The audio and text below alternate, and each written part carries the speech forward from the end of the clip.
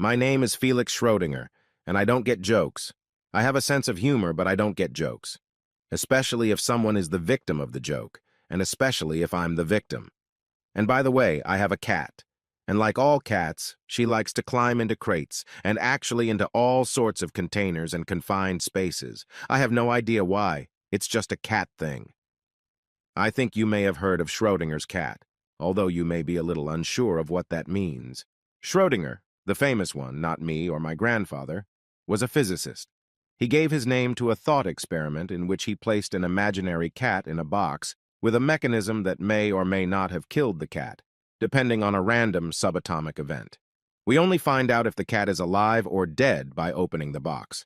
Until then, the cat is alive and dead at the same time.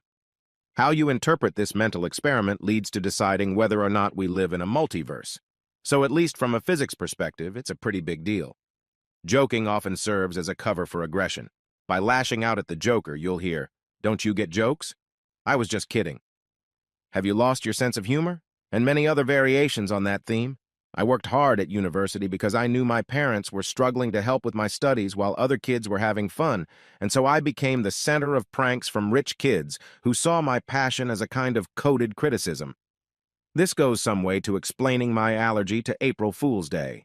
So often it turns out to be extremely obnoxious. Someone tries too hard and is completely uninspired, commits a joke that on any other day would be taken as an invitation to get a punchline, but on this day they have a free pass. And if you object, it means you can't take a joke. Okay, and back to my story again. These days, you may well have heard of me, but at the time these events took place, I was a budding biotech entrepreneur. I was already successful enough to own my own house in a decent part of London. It was the first day of April, and a month earlier you could say everything was perfect. My friend Sarah had moved in with me, and my friends were saying she was perfect for me. I admit that I have a tendency to be a bit stressed out, trying to plan everything, and it's not easy for me to relax, but it's also one of the reasons why I had a house in London when I wasn't yet 30. They saw that Sarah was helping me not to take things too seriously. She was fun to be around. I worked pretty hard because there was an opportunity to do a big deal with a major pharmaceutical concern to provide them with important precursors for a whole range of drugs at a price that was less than normal. This was because we had come up with a different way of producing them. I knew that if we made a deal, I would be set for life, and I was the kind of guy who would only propose to his girlfriend when he was sure he could support her and the family he hoped to have. I had already bought the ring, but was procrastinating on the proposal. Unfortunately, Sarah didn't seem to appreciate it. Fun was important to her, and as far as she was concerned, I wasn't as fun as I used to be. And then her university friend Mark got kicked out of his apartment, and she insisted that we let him stay in the spare room, saying it would only be for a couple days. By the 1st of April, he had been there for 2 weeks and seemed quite comfortable. Which makes sense, since he hadn't paid rent and hadn't yet taken a course on loading and unloading the dishwasher. When he arrived, I didn't ask him for anything, as it was only supposed to be for a couple days. Oddly enough, although he annoyed me immensely, I didn't see him as a competitor in a romantic sense. No ambition whatsoever, immature, lacking in manners, uncultured, proud of his ignorance. I hope you get the picture. On top of that, Sarah assured me that they had never been in a relationship, and honestly, I'm pretty sure she wasn't lying. The deed was done. The contract was signed, dated Friday the 1st of April, and I could move forward with our plans. For the first time in a long time, I was leaving work at 4. I told my secretary, Gail, that I was leaving. She asked if I was heading home, which in retrospect was odd since she usually never asked me that, but I didn't pay any attention to it at the time. I had plans for the evening. I had plans, and they definitely didn't include Mark. He could spend his time watching pointless reality TV as usual. We're going to a fancy restaurant, and at some point, I'll pull out a little box, get down on one knee and ask a question. That's how I saw that evening. But as a famous German general said, no plan survives contact with the enemy. Items of intimate apparel in the hall and on the stairs, sounds coming from upstairs. Sarah's voice screamed in ecstasy. Mark grunted, then said, "Exactly, take it, slut." Sarah screamed, "Take me, Mark, take me." There were 11 steps, and each one seemed to be a meter high. I got to the top, and stood facing our bedroom door. All I had to do was reach out and open it. Fuck me, stud. I threw up, quietly and without warning, and suddenly I could think. I turned around and headed down the stairs. Strangely, it seemed to get quiet upstairs, though I was pretty sure they couldn't hear me. In the kitchen, I wrote a short note. When I get back, Mark had better leave, or his next accommodation will be a hospital room. You'll also need to find another place to live. I got out, got in my car, and drove to the Venus Bar. I parked, walked in, and ordered myself a Diet Coke. I only drink alcohol when I'm happy, but not when I need to think. The Venus Bar caters mostly to the dregs of humanity, or so it seems. Oddly enough, it's in a fairly posh part of London, but that doesn't do justice to the interior or the customers. That's why I go there when times are tough. It gives me perspective. After a few minutes, I started to see the positives. On some level, I already felt something wasn't right. That's why I didn't propose to her sooner. At least we weren't married yet. Oddly enough, the thing that angered me most at that moment was not the infidelity, not the disrespect, but the stupidity. Besides, I wondered what the hell she found in Mark. I know I looked at him through the eyes of a man, but I don't think he was particularly handsome. He didn't keep himself in shape like I did, despite my workload, and he certainly wasn't dapper, nor did he have any prospects. Those were my thoughts as I sat there. Then she walked into the bar. Gorgeous, dressed elegantly and sexy, high black heels. What I was almost certain of were stockings, not tights. Totally out of place at the Venus Bar, and I knew it. All those sneaky guys turned their heads like crocodiles on the riverbank, ready to slip into the water, grab a tempting calf, and drag it under. She put the phone to her ear and spoke venomously. A joke? A April Fool's prank? I can't believe you did this to me, knowing how I feel about it. I could see the tears coming. You'll be here in half an hour? What am I supposed to do now? I don't even have any money or cards, because you took them out of my wallet? Her voice became incredulous. Should I ask someone to buy me a drink? Here? At this point, she broke down and ended the conversation. Now she just stood there, not knowing what to do. I didn't realize I was about to intervene myself. I beg your pardon? She flinched.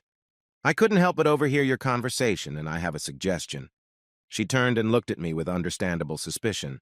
Then she did a sort of double take. You look kind of familiar. Have we met before? Now I was the one who was caught off guard, and I answered with spontaneous honesty. I don't think so. I'm pretty sure I'd remember you.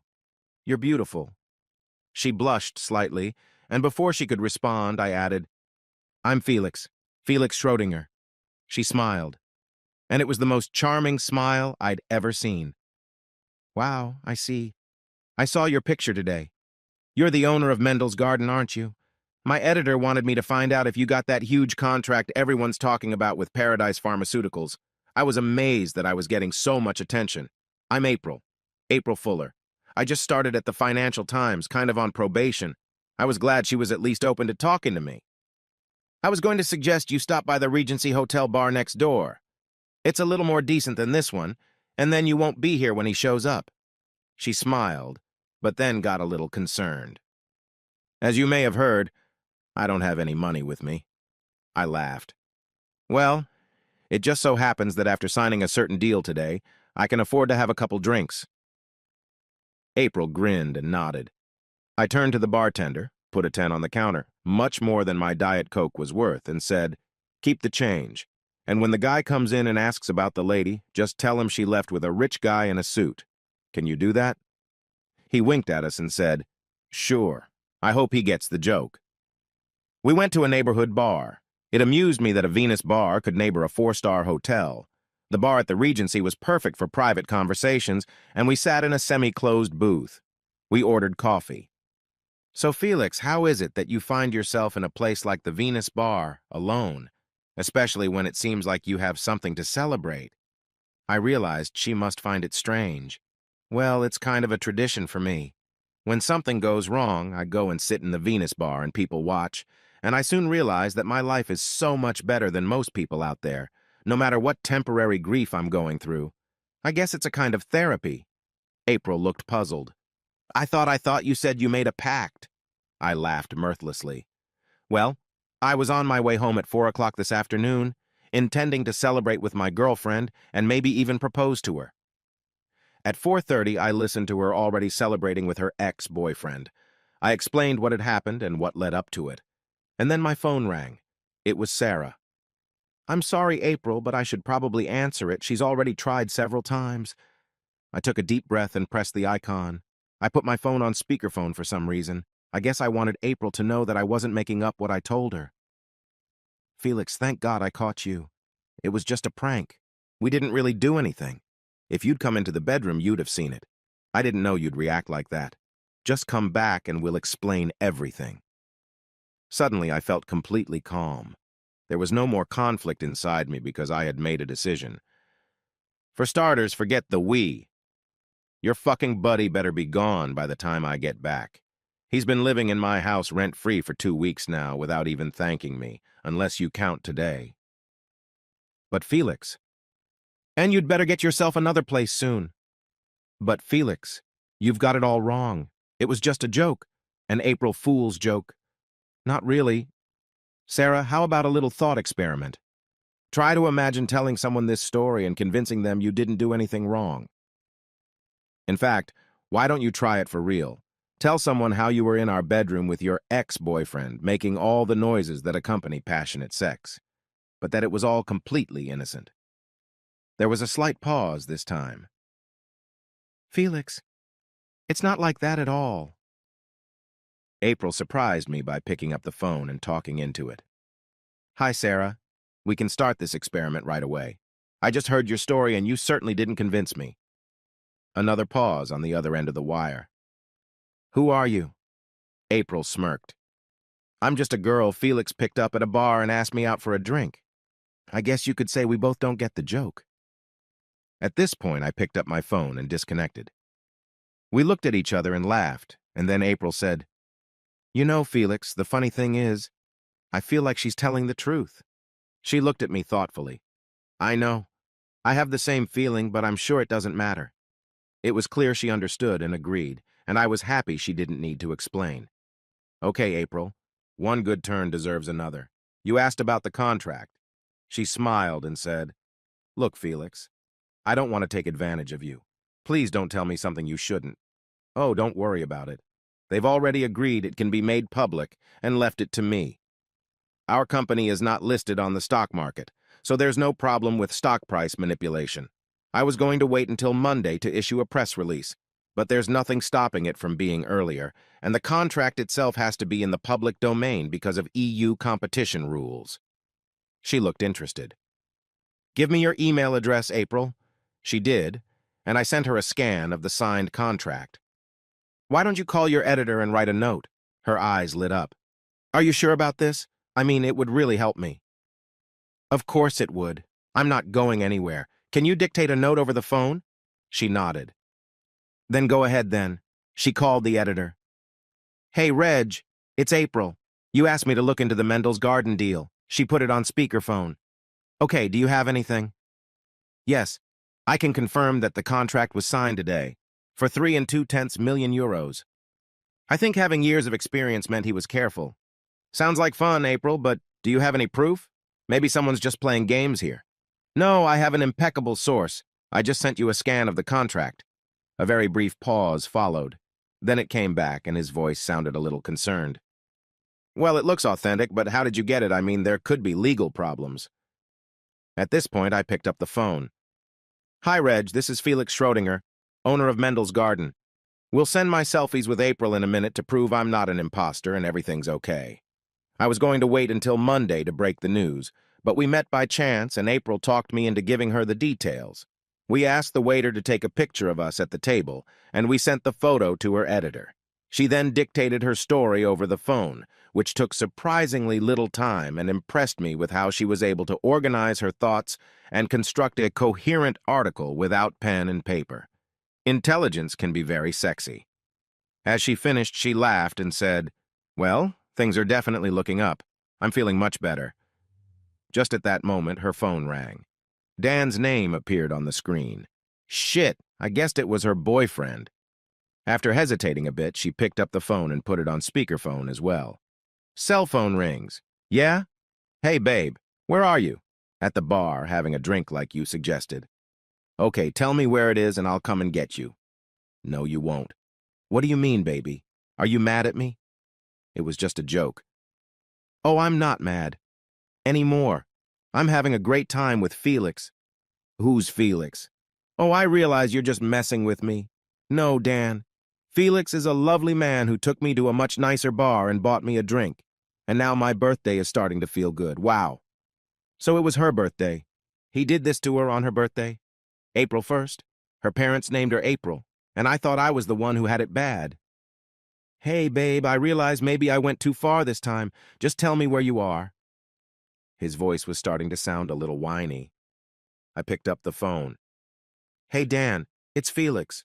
We're probably about to eat something and celebrate April's birthday in style. Don't wait up. I wondered if I'd gone too far and almost expected April to intervene, but she was clearly pleased. Hey, April, enough. You've had your fun already. Now she took my phone away from me. What's the matter, Dan? Can't you take a joke? I'll see you later. Or maybe in the morning. She ended the call, and then she did something complicated with her phone. What are you doing? Blocking his number. I can't turn my phone off yet because of work. They might need something. When I mentioned taking her out to a holiday dinner, I didn't think much of it, but she took me seriously, and I decided I was more than happy with the idea. It took me 2 minutes to get a reservation at the nearest reputable French restaurant. Now she was obviously a little concerned. Look, Felix, I feel a little awkward about this, and it might be awkward for you to invite a journalist to dinner, so I understand if... I laughed.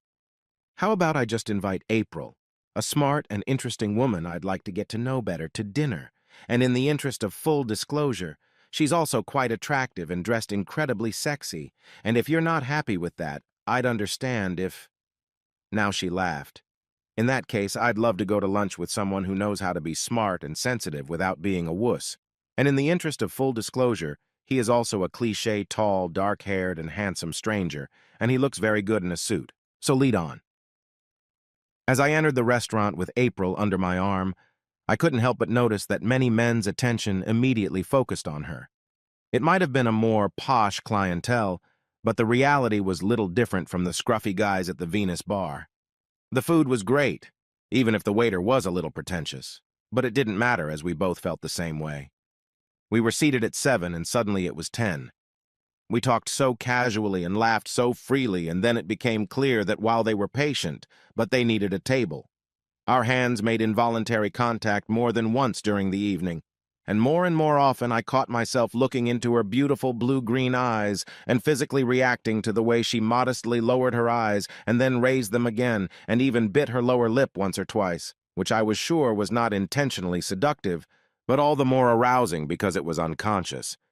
April's facial expression suddenly turned serious, and she said, I had such a wonderful evening. It's the best birthday I've ever had. And I have to admit that the thought of going back to the apartment and seeing Dan is really depressing. I felt the same way. I knew I'd have to deal with Sarah if she was still there, but the thought of that confrontation was guaranteed to ruin the memories of the evening. Okay, so what if I book us a couple rooms at the Regency? That way we can sleep here and deal with all the crap in the morning.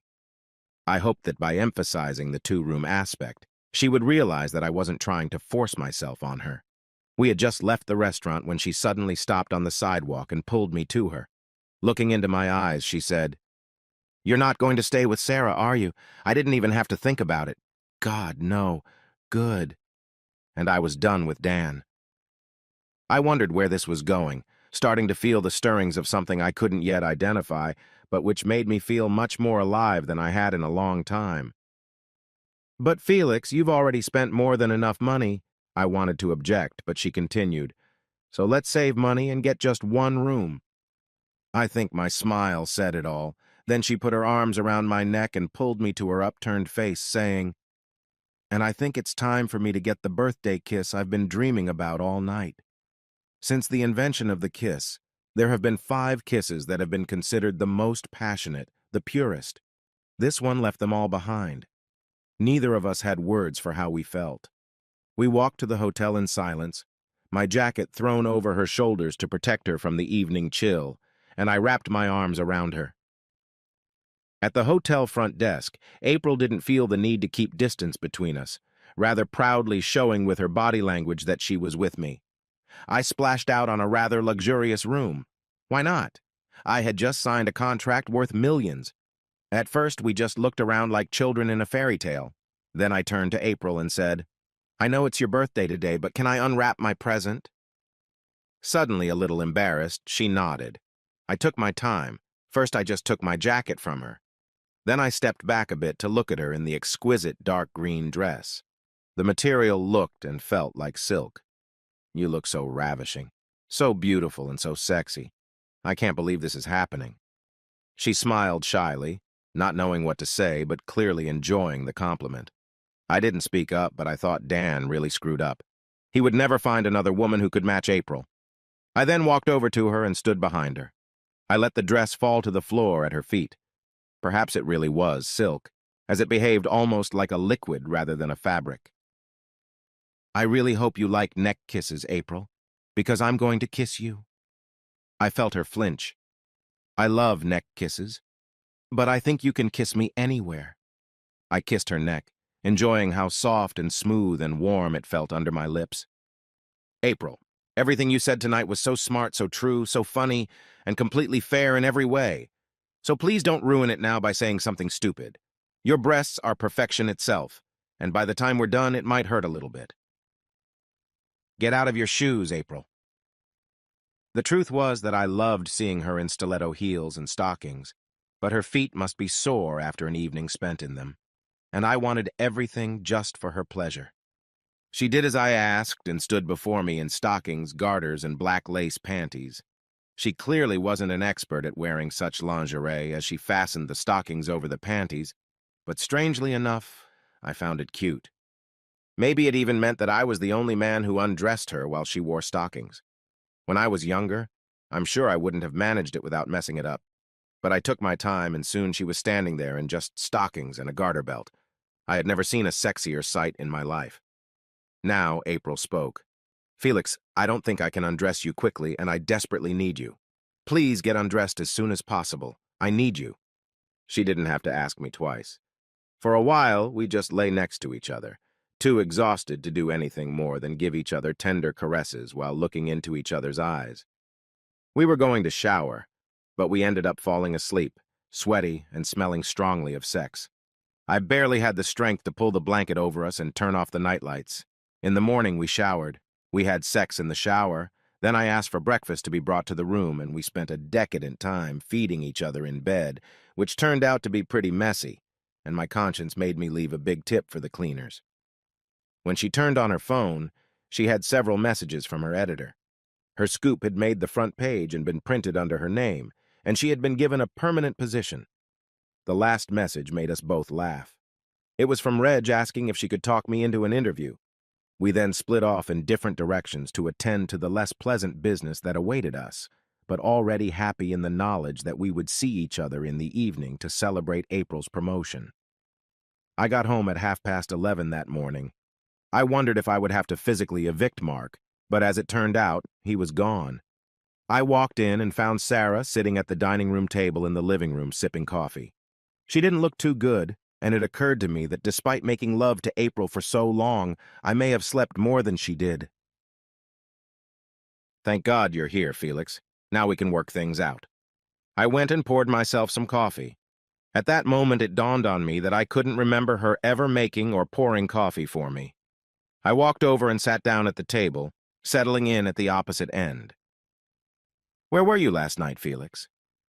It amused me that she somehow felt entitled to ask me questions. Nevertheless, I indulged her. "I stayed in a hotel." "Alone?" "No, I spent the night with April. Just saying her name gave me a warm feeling, but apparently it didn't affect Sarah the same way." "How could you do that, Felix? What about us?"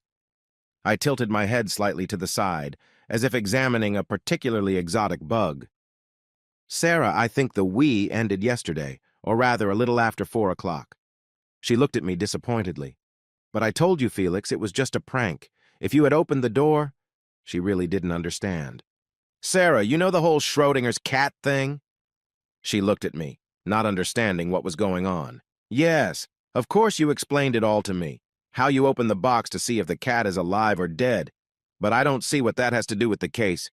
Among other things, you didn't open the door. Too bad you didn't do it then. I stopped her. No, that's the point. I didn't have to open the door. I could see she still didn't understand. If I had opened the door, I might have seen you both naked on our bed. Her frustration showed again. But I told you, Felix, you couldn't have seen it because it didn't happen. If you ask your secretary, Gail, she'll tell you how I asked her to let me know when you were heading home. I wouldn't do that if it was real. I went on as if she hadn't said anything. Or the other possibility was that I would have climbed those stairs, agonizing over those sounds, thrown up at the top in disgust, and opened the door only to see the two of you, fully clothed, far apart, laughing at me and saying, "April Fool's Day." Finally, she stopped talking. You see, Sarah, I didn't open the door because I didn't need to. Either way, our relationship was dead. Epilogue, April 1st. 4 years later. Jade Mountain Resort, St. Lucia.